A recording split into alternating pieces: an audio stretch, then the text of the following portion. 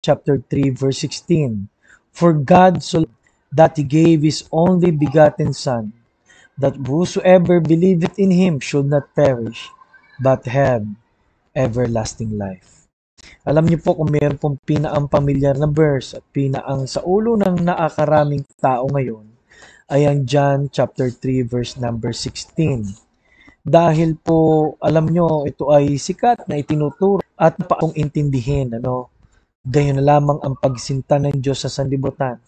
The result is binigay niya ang kanyang bugtong na anak upang sinumang sa ating sumampalataya ay di mapahamak kundi magkaroon ng buhay na walang hanggan.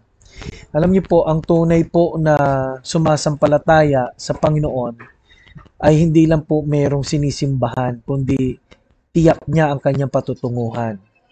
May buhay na walang hanggan.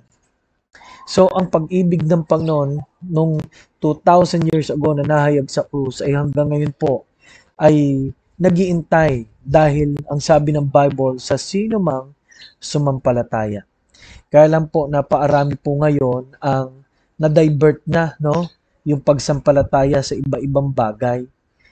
Pero ang sabi po ng Romans chapter 6 verse 23, the wages of sin is death, but the gift of God is eternal life through Jesus Christ our Lord. Napaalinaw po doon na ang regalo ng Diyos ay simple pong tanggapin ng may pananampalataya. Kung sino man po ngayon ang tatanggap sa regalong ito ay mapapasa kanya. Kaya ang linaw po ng sinabi ng John 1:12 na kasama nito'y tayo anak ng Diyos at tagapagmana, Romans 8:17, kay Kristo Jesus. Kaya patuloy na nagmamahal ang Panginoon. Sa Roma 5:8, sinabi po roon na nang tayo'y mga makasalanan pa, si Kristo'y namatay para sa atin. Alam niyo po yung word na makasalanan pa ay hindi sinabing na nang tayo'y hindi pa perfect at tayo ngayon ay perfect na. Ang ibig sabihin po noon, nung tayo hindi pa nakaka-realize ng ginawa ng Panginoon sa krus. Kaya ngayon napaarami pong hindi pa na-realize kung ano ba ang ibig sabihin ng pag-ibig na ito. Keeps on giving. Ano po?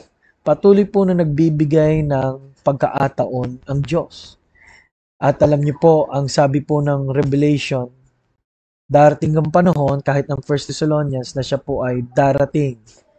Hebrews 9:27, kung hindi pa darating ang kamatayan at ang Panginoon. Luke 16, ganun din po. Patuloy po nating tingnan na ang Diyos ay nag-iintay sa atin.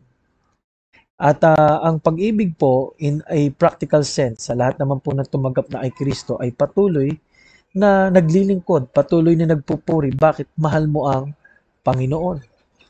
Keeps on reaching. Dahil ang sabi po ng Matthew chapter 28, verse 19 and 20, go ye therefore and teach all nations.